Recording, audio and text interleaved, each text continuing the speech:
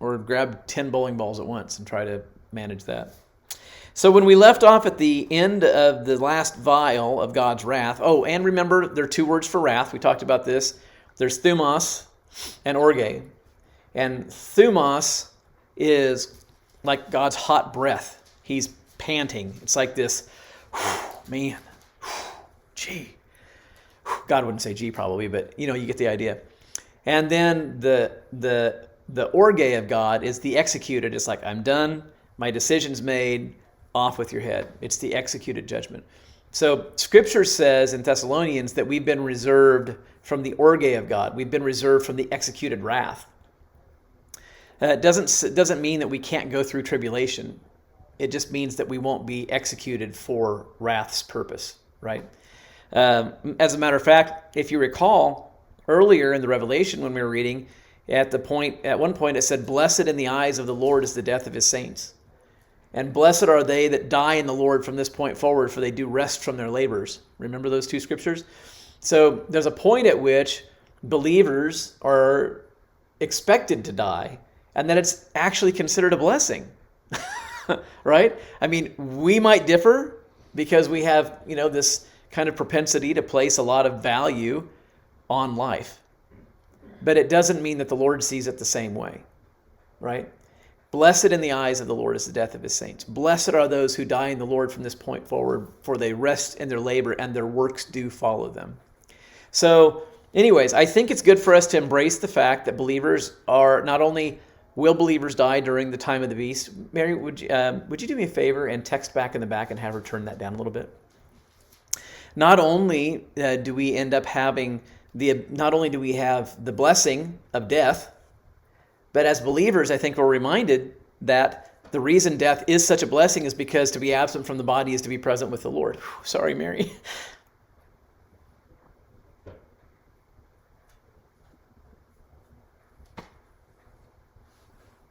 For those of you that don't know, Mary's mom passed away this week. So she lost her husband 4 weeks ago, and now she just lost her mom this last week. So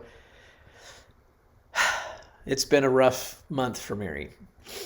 For not my Mary, but Mary on the call with us today.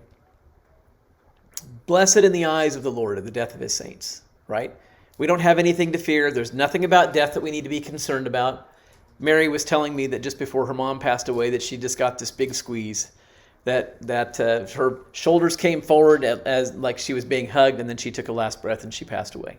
And she just went to be with the Lord. When her husband passed, he died very peacefully. That's what we get to experience because we will never see the death angel. We'll never see, for those people that have surrendered their life to Jesus and have given their lives to him, who trust him for their salvation, who trust in the blood atonement that he's done for us, we will never see the face of death. Never. We will never know what it looks like unless the Lord somehow supernaturally provides, for whatever reason, some glimpse. We will never see it because at death we're preserved from that. So I say all that just to say this. As believers, as we step into we're going to read into the Whore of Babylon here in just a minute. As we step into this, as we step out from where we're at, we've gone through the 7 trumpets, we've gone through the 7 seals, we've gone through the 7 trumpets, and then the 7 vials. We know that the 7 vials can't start until after the 7th trumpet, which means that they're toward the end of the trumpets. We don't know specifically when, but we do know that it happens at the end, somewhere from the 5th trumpet on. It can't happen before that because the beast kingdom doesn't exist.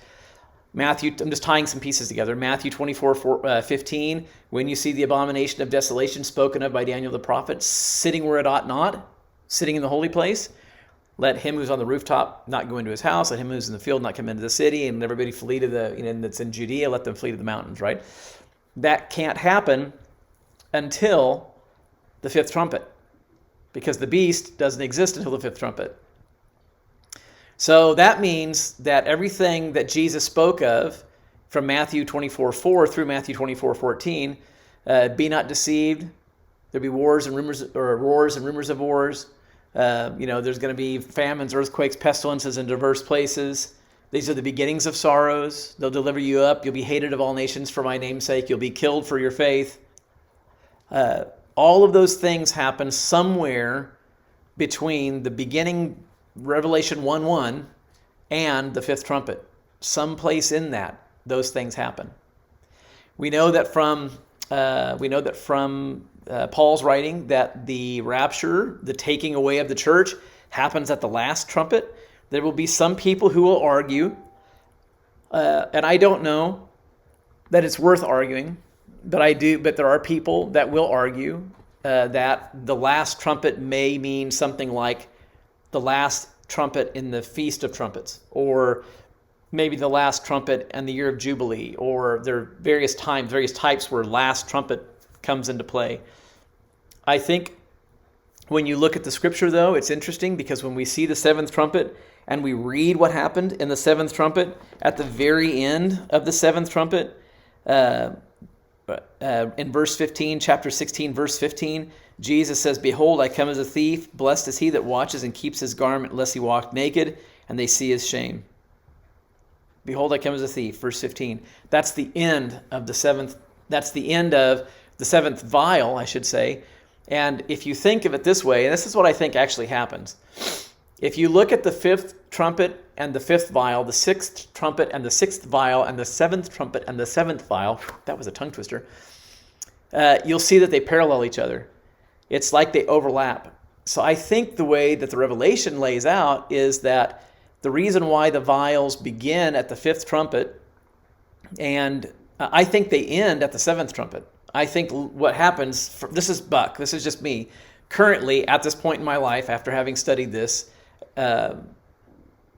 I would say that somehow they are in parallel with one another. It just seems like they line up, the fifth, sixth, and seventh of the trumpets and the vials of God's wrath. So I think they happen simultaneously. I can't speak before that, but I can say that it seems like those last three do lay over the top of one another. Okay, so I think that's it for getting caught up. So let's jump into the Whore of Babylon, Revelation 17.